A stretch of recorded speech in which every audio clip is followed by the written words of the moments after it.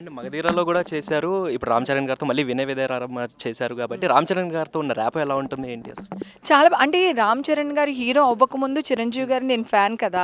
ఎప్పుడైనా ఇంటికెళ్ళినా, మా మదర్ ఎప్పుడైనా 'చిరంజీవి' గారిని చూడాలన్నా నేను ఇంటికి తీసుకెళ్తాను ఆయన పర్మిషన్ అడిగి.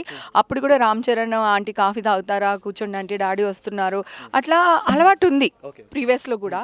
తర్వాత ఆ అబ్బాయి హీరో అయిన తర్వాత ఇంకా happy. Yeah! Such a nice person తెలుసా! 'వినయ్ విజయ రామ'లో నన్ను అవునవును.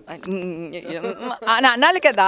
సో, నేను ఫస్ట్ నుంచి ఆ అబ్బాయికి అలవాటైన ఒక క్యారెక్టర్ నేను. ఓకే. ఆ అబ్బాయి చేయడానికి కొంచెం మొహమాట పడుతూ ఉన్నారనమాట. అప్పుడు నేను చెప్పాను, బాబు నేను హేమన్ కాదు, డాడీ వాళ్ళ ఫ్యాన్ కాదు, ఏమి కాదు. ఒక అత్తని నేను. ఆ అత్త తింగర్ క్వశ్చన్స్ అన్నీ అడుగుతుంది. నీకు ఇరిటేషన్ వస్తుంది కదా!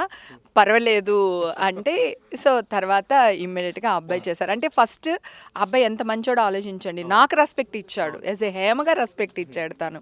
తర్వాత క్యారెక్టర్ చేశారు. సో అందుకని 'రామ్ చరణ్' గారు అంటే నాకు చాలా ఇష్టం.